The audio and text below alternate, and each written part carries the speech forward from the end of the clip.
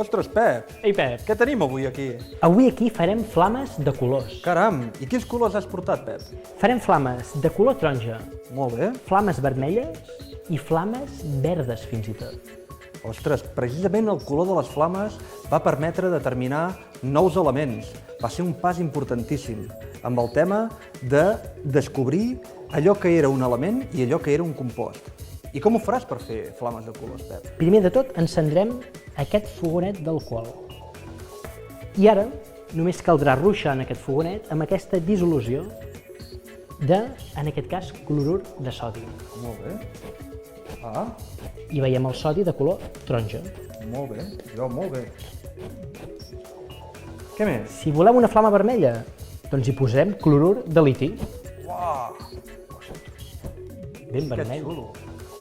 I aquest d'aquí? I aquest potser és el més espectacular perquè sortirà una flama verda, perquè aquí tenim àcid bòric. Que maco! Escolta, Pep, el fonament d'això és un fonament molt complicat, eh? És força complicat.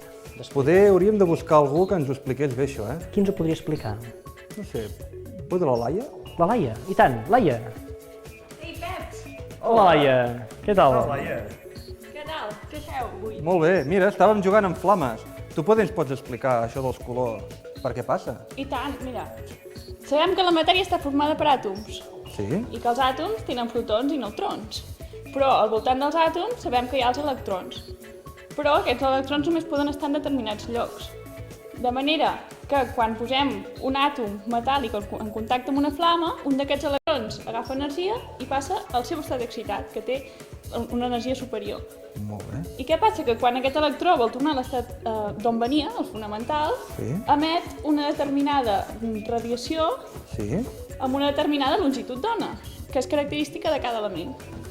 La qual cosa fa que cada element surti d'un color diferent. Molt bé, ostres, que interessant això, Pep? I tant. És per això, Laia, que cada element té un color característic, però a vegades costa molt de diferenciar els colors, i per això es van inventar l'espectroscopi. Avui en tenim un aquí, que és aquest d'aquí.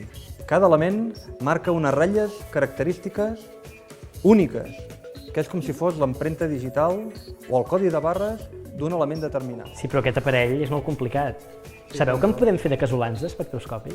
Caram, a Aquí veure, en tenim Pep, un. Això és un espectroscopi casolà. doncs retiro-te El aquest. podem fer tots a casa. Només ens cal cartolina de color negre per fer una caixa negra, a l'interior de la qual hi posarem un tall de CD d'un compact disc, que ens farà de prisma per separar-nos la llum amb tots els seus components. Mira, veient a través d'aquí, veiem sobre el CD tots els colors de l'arc del Sant Martí, però en falta algun. I què són aquests colors? Les línies típiques del coure. Ah, que bé, que bé. Escolta'm, aquesta flama és molt xula. Què et sembla si anem a fora i fem una flama a l'engròs pels nostres amics de Copèrnic? Una d'espectacular, va. Anem cap a fora. Anem cap a fora, Som-hi. vinga. Molt bé, Pep, Laia, ja som aquí. Anem a fer l'últim experiment i aquest cop el farem llançant una flama amb una sal de coure. Però el farem a l'engròs, que sí? La farem a l'engròs, amics. Esteu preparats? Oh!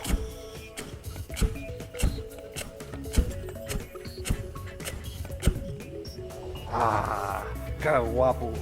Pep, Laia, fins la propera, amics. James Bond tornarà un altre cop. Fins la propera.